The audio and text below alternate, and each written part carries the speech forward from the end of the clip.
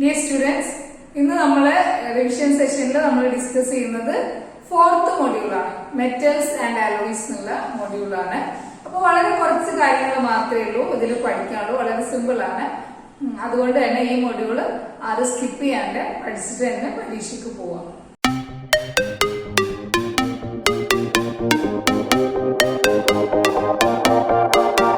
ഇപ്പൊ നമ്മൾ ഡിസ്കസ് ചെയ്യുന്നത് മൊഡ്യൂൾ 4 ആണ്. Module 4 metals and alloys simple ആയിട്ടുള്ള ഒരു മൊഡ്യൂൾ ആണ്. നമുക്ക് എളുപ്പത്തിൽ നല്ല മാർക്ക് സ്കോർ ചെയ്യാൻ പറ്റുന്ന ഒരു മൊഡ്യൂൾ ആണ് ഇത്. ഇതിൽ നമുക്ക് ഫസ്റ്റ് പഠിക്കാനുള്ളത് മെറ്റലിന്റെ പ്രോപ്പർട്ടീസ്. മെറ്റൽസിന്റെ പ്രോപ്പർട്ടീസ് എന്തൊക്കെയാണ് എന്നുള്ള കാര്യം ഡിസ്ക്രിപ്റ്റീവ് ആയിട്ടൊന്നും വേണ്ട, ജസ്റ്റ് നമുക്ക് പോയിന്റ്സ് ആയിട്ട് മാത്രം മതി. അതായത് മെറ്റൽ ഹാർഡാണ്, അതുപോലെ തന്നെ മാലിയബിൾ ആണ്, ഡക്റ്റൈൽ ആണ്, ഹൈ മെൽറ്റിംഗ് പോയിന്റ് ഉണ്ട്, അതുപോലെ തന്നെ മെഷീനബിലിറ്റി, ഇത്രയും കാര്യങ്ങൾ. Metals used in industrial purpose. നമ്മൾ സാധാരണ ഇൻഡസ്ട്രിയൽ പർപ്പസിൽ ഉപയോഗിക്കുന്ന ഒരു മെറ്റലാണ് അയൺ, ഇരുമ്പ്. അപ്പൊ അതിന്റെ രൂപങ്ങളാണ് നമ്മൾ മെയിൻ ആയിട്ട് നോക്കാൻ പോകുന്നത്. ജസ്റ്റ് അതിന്റെ കമ്പോസിഷനും അതുപോലെ തന്നെ ഹാർഡ്നെസ് കാര്യങ്ങളൊക്കെയാണ് ചോദിക്കാറ്, കമ്പാരിസൺ ചിലപ്പോൾ ചോദിക്കാറുണ്ട്. അപ്പൊ ഇതില് ഒന്നാമത്തത് കാസ്റ്റ് അയൺ, പിന്നെ സ്റ്റീല്, റോട്ട് അയൺ. ഇതെല്ലാം മെയിൻ കമ്പോണന്റ് അയൺ ആണ്. പിന്നെ അതിന്റെ കമ്പോസിഷൻ നമ്മൾ ഇവിടെ ഡിസ്ക്രൈബ് ചെയ്യുന്നത് അതിലുള്ള കാർബൺ കണ്ടന്റ് എത്രത്തോളം ഉണ്ട് എന്നുള്ളതാണ്. കാർബൺ കണ്ടന്റ് ആണ് ശരിക്കും ഇവിടെ പ്രോപ്പർട്ടീസ് മാറ്റുന്നത്. അപ്പൊ കാസ്റ്റ് അയണിലാണ് ഏറ്റവും കൂടുതൽ കാർബൺ ഉള്ളത്. അതായത് 2 മുതൽ 5% വരെ കാർബൺ ഉള്ള അയൺ ആണ് കാസ്റ്റ് അയൺ. സ്റ്റീൽ ആണെങ്കിൽ 2 മുതൽ 0.2% വരെയാണ് കാർബൺ. അതായത് 2നും 0.2നും അടുക്കാണ് അതിലെ കാർബൺ കണ്ടന്റ്. റോട്ട് അയണിലാണെങ്കിൽ ബിലോ 0.2% കാർബണേ ഉള്ളൂ. 0.2%നേക്കാൾ കുറവ് കാർബൺ മാത്രമേ റോട്ട് അയണിലുള്ളൂ. ഇനി നമ്മൾ ഹാർഡ്നെസ് നോക്കുകയാണെങ്കിൽ കാസ്റ്റ് അയൺ ഹാർഡാണ്, വെരി ഹാർഡാണ്. സ്റ്റീൽ ആണെങ്കിൽ മീഡിയം ഹാർഡ്നെസ് വരും. റോട്ട് അയൺ സോഫ്റ്റ് ആണ്, അല്ലെങ്കിൽ സോഫ്റ്റ് അയൺ എന്നൊക്കെ അറിയപ്പെടുന്നത് റോട്ട് അയൺ ആണ്. Then weldability. കാസ്റ്റ് അയൺ നമുക്കറിയാം, കാസ്റ്റ് അയൺ വെൽഡ് ചെയ്യാൻ കഴിയില്ല, cannot be welded.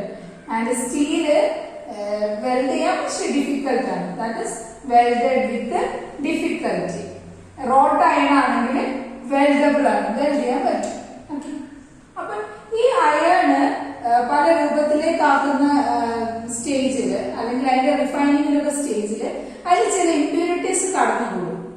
അപ്പൊ അത് അതിന്റെ ചില സ്വഭാവങ്ങളൊക്കെ ചില മാറ്റങ്ങൾ വരും. അപ്പൊ അതെന്തൊക്കെയാണെന്നാണ് നെക്സ്റ്റ് പോയിന്റ് നമ്മൾ പറയുന്നത്. അതായത് effect of impurities on steel. ഇത് കോമൺ ആയിട്ട് അങ്ങനെ ചോദിക്കുന്ന ഒരു ക്വസ്റ്റ്യൻ അല്ലെങ്കിലും ഇതൊന്നും ഇടയ്ക്ക് പോയിന്റ്സ് ആയിട്ട് ചോദിക്കാറുണ്ട്. അപ്പൊ ഒന്നാമത്തെ ഒരു ഇമ്പ്യൂരിറ്റി പറയുന്നത് സിലിക്കൺ ആണ്. സിലിക്കൺ ഒരു നല്ല ഇമ്പ്യൂരിറ്റിയാണ് സ്റ്റീലിന്. കാരണം എന്താ വെച്ചാല് ഇത് സ്റ്റീലിന്റെ സ്ട്രെങ്ത് കൂട്ടും, increases strength without decreasing ductility. Ductility കുറയ്ക്കാതെ സ്ട്രെങ്ത് കൂട്ടുന്ന ഒരു ഇമ്പ്യൂരിറ്റിയാണ് സിലിക്കൺ. മറ്റൊരു ഇമ്പ്യൂരിറ്റിയാണ് സൾഫർ. സൾഫർ അൺഡിസൈറബിൾ ആണ്, അതായത് ഇത് മെഷീനബിലിറ്റി കുറയ്ക്കും. മെഷീനബിലിറ്റി എന്ന് പറഞ്ഞാൽ നമുക്ക് ആവശ്യമുള്ള രൂപത്തിലേക്കാക്കി മാറ്റിയെടുക്കാൻ പറ്റുന്ന ആ പ്രോപ്പർട്ടിയാണ് മെഷീനബിലിറ്റി. ആ പ്രോപ്പർട്ടി കുറയ്ക്കും സൾഫർ ഉണ്ടെങ്കിൽ. അപ്പോൾ തന്നെ നെക്സ്റ്റ് ആണ് manganese. Manganese make steel hard and brittle. കൂടുതൽ ഹാർഡും ആക്കും, അതുപോലെ തന്നെ പൊട്ടുന്ന സ്വഭാവം ഉണ്ടാവും മാംഗനീസിന്. Next phosphorus. Phosphorus make steel brittle at room temperature. അതായത് സാധാരണ താപനിലയിൽ തന്നെ സ്റ്റീലിന് പൊട്ടുന്ന സ്വഭാവം ഉണ്ടാക്കാൻ കാരണമാവുന്ന ഇമ്പ്യൂരിറ്റിയാണ് ഫോസ്ഫറസ്. ദെൻ മറ്റൊരു ഇമ്പ്യൂരിറ്റിയാണ് oxygen. Oxygen make fracture under load. അതായത് ലോഡ് വരുന്ന കണ്ടീഷനിൽ, സ്റ്റീലിന്റെ മേലെ ലോഡ് വരുന്ന കണ്ടീഷനിൽ ഓക്സിജൻ ഇമ്പ്യൂരിറ്റി ആയിട്ടുള്ള സ്റ്റീലാണെങ്കിൽ അതിന് ഫ്രാക്ചർ സംഭവിക്കും. Oxygen make fracture under load. Nitrogen undesirable ആണ്. നൈട്രജൻ സ്റ്റീലിനെ ഹാർഡ് ആക്കി മാറ്റും. Nitrogen make steel hard. അപ്പൊ ഇത്തരം ഇമ്പ്യൂരിറ്റീസ് ഒക്കെ ഉള്ളത് കൊണ്ട് തന്നെ ചില ഫിസിക്കൽ പ്രോപ്പർട്ടീസ് ഒക്കെ സ്റ്റീലിന് നഷ്ടമാവും. അപ്പൊ അത് ഓവർകം ചെയ്യാൻ വേണ്ടി പ്രോപ്പർട്ടീസ് ഒക്കെ ഇംപ്രൂവ് ചെയ്യാൻ വേണ്ടി ട്രീറ്റ്മെന്റ് നടത്തുന്നതാണ് ഹീറ്റ് ട്രീറ്റ്മെന്റ്. അതായത് സ്റ്റീലിന്റെ ഫിസിക്കൽ പ്രോപ്പർട്ടീസ് ഇംപ്രൂവ് ആക്കാൻ വേണ്ടിയിട്ട് ഹീറ്റ് ചെയ്യുകയും കൂൾ ചെയ്യുകയും ചെയ്യുന്ന പ്രോസസ്സാണ് ഹീറ്റ് ട്രീറ്റ്മെന്റ്.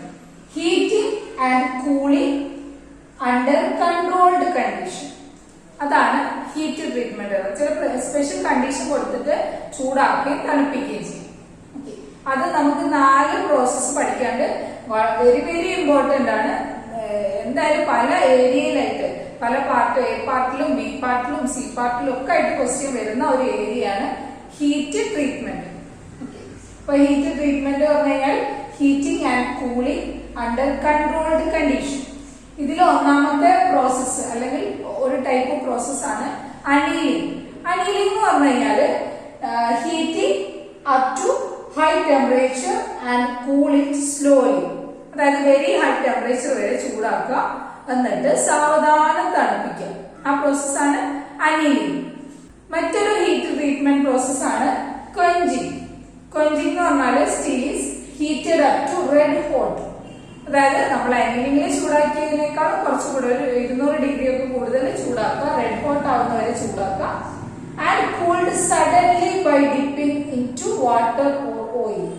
അതായത് നല്ല ചുട്ട് പഴുക്കുന്നവരെ സ്റ്റീലിനെ ചൂടാക്കുന്നു, എന്നിട്ട് പെട്ടെന്ന് അതിനെ വെള്ളത്തിലേക്കോ ഓയിലിലേക്കോ ഇട്ടിട്ട് തണുപ്പിക്കുന്ന പ്രോസസ്സാണ് quenching. Okay. Then third process tempering.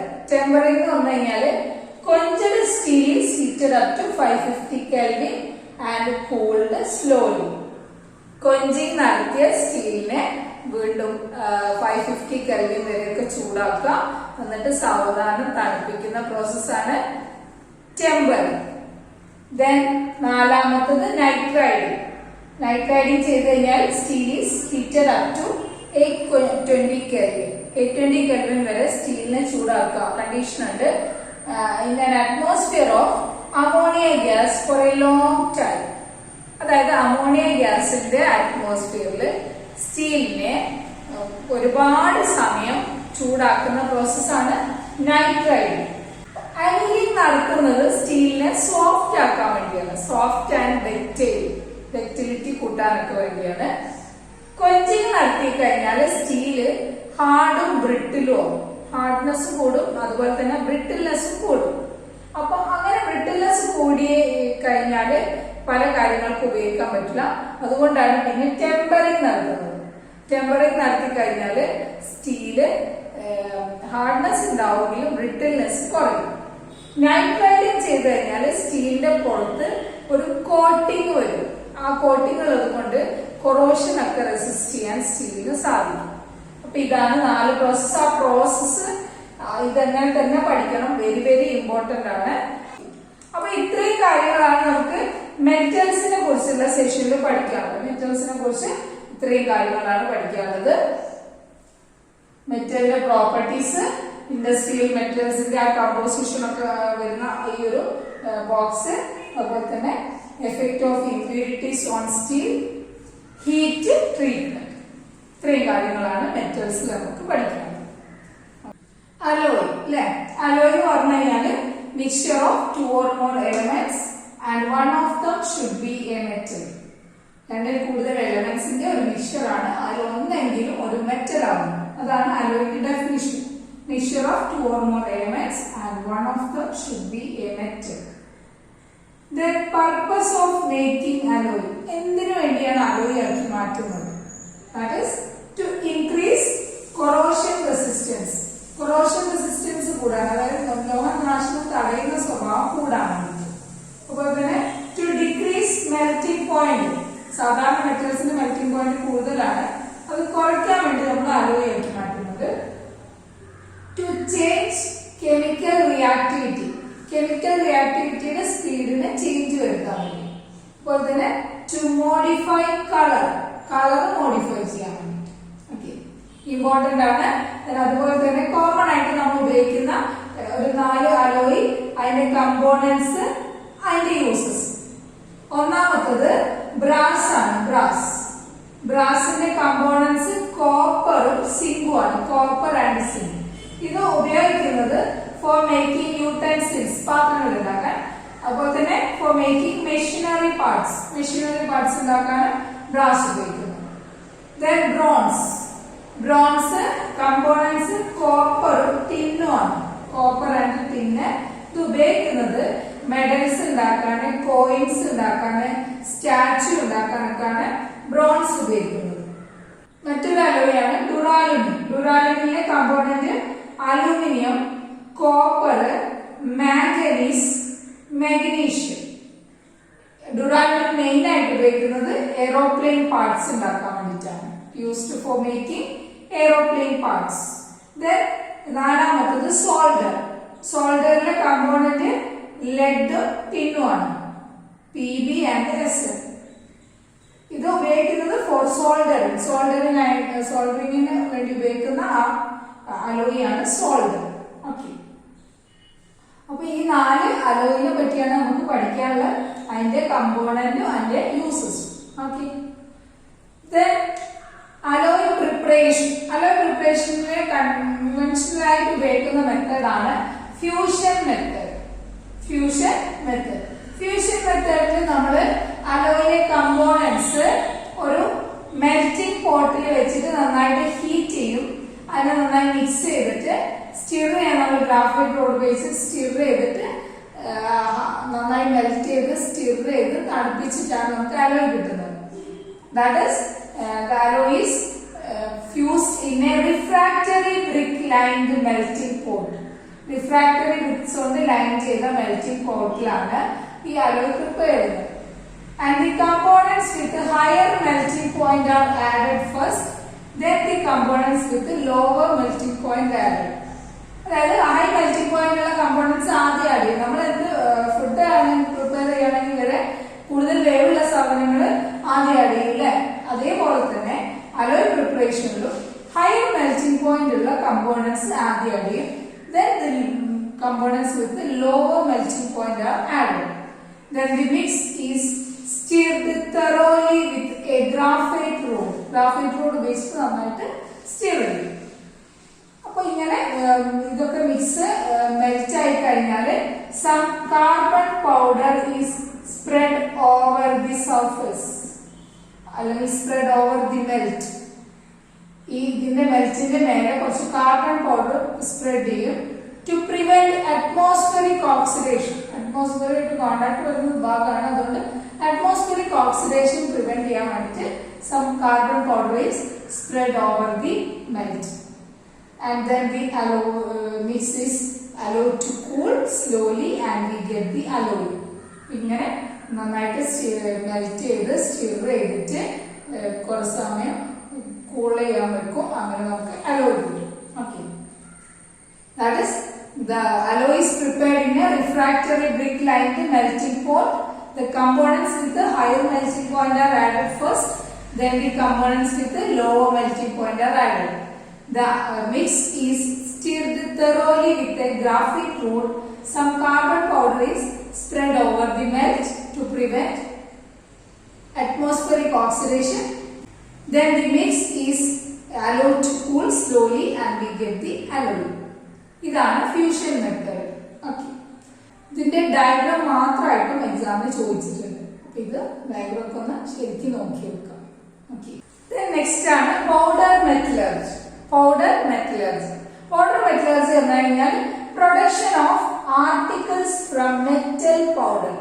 Metal പൗഡറിന് വിവിധ രൂപങ്ങൾ ഉണ്ടാക്കുന്ന പ്രോസസ്സാണ് പൗഡർ മെറ്റലർജി. ഓക്കെ, ഇപ്പൊ നമ്മള് പൗഡറിന് വിവിധ രൂപങ്ങൾ ഉണ്ടാക്കാറുണ്ട്. അതിന് ആദ്യം പൗഡർ ഉണ്ടാക്കണം, ആ പൗഡറിനെ മിക്സ് ചെയ്യണം, എന്നിട്ട് ഒരു കറക്റ്റ് ഷേപ്പിലേക്ക് മാറ്റണം. ഒന്നുകിൽ അച്ചു ഉപയോഗിച്ചിട്ടോ അല്ലെങ്കിൽ എന്താണോ ഉപയോഗിച്ചിട്ട് അതിനെ ആ ഷേപ്പിലേക്ക് ആക്കി മാറ്റും. എന്നിട്ട് അതിനെ ആ ഷേപ്പിൽ കറക്റ്റ് ആയിട്ട് നിൽക്കാൻ വേണ്ടി എന്താണോ ചൂടാക്കോ അല്ലെങ്കിൽ വെയിലത്ത് വെച്ച് ഉണക്കോ അങ്ങനെയൊക്കെയാണ് ചെയ്യാം, ഒരു രൂപത്തിലേക്ക് മാറ്റാൻ വേണ്ടി. സെയിം പ്രൊസീജിയർ ആണ് ഇവിടെ. ദാറ്റ് ഈസ് ഒന്നാമത്തെ സ്റ്റെപ്പ് പൗഡർ മെറ്റലർജിയുടെ ഫസ്റ്റ് സ്റ്റെപ്പ് അറ്റോമൈസേഷൻ. അറ്റോമൈസേഷൻ എന്ന് പറഞ്ഞു കഴിഞ്ഞാൽ preparation of fine metal powder. മെറ്റലിന്റെ ഫൈൻ പൗഡർ ഉണ്ടാക്കുന്ന പ്രോസസ്സാണ് അറ്റോമൈസേഷൻ. രണ്ടാമത്തെ സ്റ്റെപ്പ് കെമിക്കൽ മിക്സിംഗ്. നമ്മൾ ഉണ്ടാക്കിയെടുത്ത ഫൈൻ മെറ്റൽ പൗഡറിനെ ഏതെങ്കിലും ഒരു സോൾവെന്റ് ഉപയോഗിച്ചിട്ട് അതിനെ മിക്സ് ചെയ്യാൻ പറ്റുന്ന ഏതെങ്കിലും ഒരു സോൾവെന്റോ എന്തെങ്കിലും ഉപയോഗിച്ചിട്ട് മിക്സ് ചെയ്യുന്ന പ്രോസസ്സാണ് കെമിക്കൽ മിക്സിംഗ്. തേർഡ് കോമ്പാക്ടിംഗ് ചെയ്യുന്നത് ഒരു സ്യൂട്ടബിൾ ഡൈ അച്ചിലേക്ക് നമ്മൾ ഈ മിക്സിനെ ആഡ് ചെയ്യും, എന്നിട്ട് ആ ഏത് ഷേപ്പിലാണോ ആക്കേണ്ട ആ ഷേപ്പിലേക്ക് മാറ്റുന്ന പ്രോസസ്സാണ് compacting. That is changing the mix into particular shape. നാലാമത്തെ സ്റ്റെപ്പ് പ്രീസിൻഡറിംഗ്. പ്രീസിൻഡറിംഗ് എന്ന് പറഞ്ഞാൽ റിമൂവൽ ഓഫ് ബ്ലെൻഡേഴ്സ്. അതായത് നമ്മൾ രണ്ടാമത്തെ സ്റ്റെപ്പിൽ ഇതിനെ മിക്സ് ചെയ്യാൻ ആഡ് ചെയ്ത സോൾവെന്റ് ഏതാണോ അല്ലെങ്കിൽ ബ്ലെൻഡർ എന്താണോ അതിനെ റിമൂവ് ചെയ്യുന്ന പ്രോസസ്സാണ് പ്രീസിൻഡറിംഗ്. അത് ഒന്നുകിൽ ഹീറ്റ് ചെയ്തിട്ട് ചെയ്യും, അല്ലെങ്കിൽ ഏതെങ്കിലും ഒരു സോൾവെന്റ് ഉപയോഗിച്ചിട്ടാണ് ചെയ്യുക. അഞ്ചാമത്തെ സ്റ്റെപ്പ് സിൻഡറിംഗ്. സിൻഡറിംഗ് എന്ന് പറഞ്ഞു കഴിഞ്ഞാൽ heating the article two get A correct shape കിട്ടാൻ വേണ്ടി ആ പ്രീ സിൻഡറിംഗ് നടത്തിയ ആ ആർട്ടിക്കിളിനെ ഒന്നുകൂടെ ചൂടാക്കുന്ന പ്രോസസ്സാണ് സിൻഡറിംഗ്. 5 സ്റ്റെപ്പുകളുടെ പേരൊക്കെ നന്നായിട്ട് ഓർത്തു വെക്കുക. Atomisation, chemical mixing, compacting, pre sintering and sintering. 5 step powder മെറ്റലർജിയിൽ. പൗഡർ മെറ്റലർജിയുടെ ഒരു അഡ്വാൻറ്റേജ് എന്താന്ന് ചോദിച്ചു കഴിഞ്ഞാല് നമുക്ക് ഏത് കോംപ്ലക്സ് ഷേപ്പും നമുക്ക് ഇത് വെച്ചിട്ട് ഉണ്ടാക്കിയെടുക്കാൻ പറ്റും. അതുപോലെ തന്നെ നല്ല എഫിഷ്യൻസി ഉള്ളതാണ്. അതുപോലെ തന്നെ മെറ്റീരിയൽ ഒന്നും വേസ്റ്റ് ആവില്ല, നോ വേസ്റ്റേജ് ഓഫ് മെറ്റീരിയൽസ്. പിന്നെ വേറൊരു പ്രധാനപ്പെട്ട അഡ്വാൻറ്റേജ് എന്ന് പറഞ്ഞു കഴിഞ്ഞാല് സ്കിൽഡ് ലേബർ ഒന്നും ആവശ്യമില്ല, ആർക്കും വർക്ക് ചെയ്യാവുന്നതേ ഉള്ളൂ പൗഡർ മെറ്റലർജി മെഷീനറിയിൽ. ഇപ്പൊ പൗഡർ മെറ്റലർജി ഓപ്പറേറ്റിംഗിന് സ്കിൽഡ് ലേബറിന്റെ അത്യാവശ്യമില്ല, ആർക്കും ചെയ്യാം. ഇതിന്റെ ലിമിറ്റേഷൻ എന്താന്ന് വെച്ചാല് പ്രധാനപ്പെട്ട ഒരു ലിമിറ്റേഷൻ ടോക്സിസിറ്റിയാണ്. മെറ്റൽ പൗഡർ ആണല്ലോ ഉപയോഗിക്കുന്നത്. അപ്പോൾ തന്നെ പൈറോഫോറിസിറ്റി എന്നാല് ഈ മെറ്റൽ പൗഡർ സ്വയം കത്തും, ആ ഒരു പ്രോപ്പർട്ടിയാണ് pyrophoricity. Explosivity. Of course metals ഞാൻ കൂട്ടി വെച്ച് കഴിഞ്ഞാൽ എക്സ്പ്ലോഷൻ ഒക്കെ ഉണ്ടാവാൻ ചാൻസ് ഉണ്ട്. മെറ്റൽ പൗഡറിന് എക്സ്പ്ലോഷൻ ഉണ്ടാവാൻ ചാൻസ് ഉണ്ട്. അപ്പൊ ഈ 3 ലിമിറ്റേഷൻ വളരെ ഇമ്പോർട്ടന്റ് ആണ്. പൗഡർ മെറ്റലർജിയുടെ ലിമിറ്റേഷൻസ് ടോക്സിസിറ്റി, പൈറോഫോറിസിറ്റി, എക്സ്പ്ലോസിവിറ്റി. നമ്മള് ഇത് എന്തിനാ ഉപയോഗിക്കുന്നത് വെച്ചാൽ ഒരുപാട് ഉപയോഗങ്ങളുണ്ട്. അതില് ഇലക്ട്രിക് ബൾബ് ഉണ്ടാക്കാൻ വേണ്ടിട്ട് ഉപയോഗിക്കുന്നുണ്ട് പൗഡർ മെറ്റലർജി. അതുപോലെ തന്നെ ഇലക്ട്രിക് ക്ലോക്സ് ഉണ്ടാക്കാൻ, അതായത് പ്രിസിഷൻ ക്ലോക്സ് ഒക്കെ ഉണ്ടാക്കാൻ വേണ്ടിട്ട് പൗഡർ മെറ്റലർജിയാണ് ഉപയോഗിക്കുക.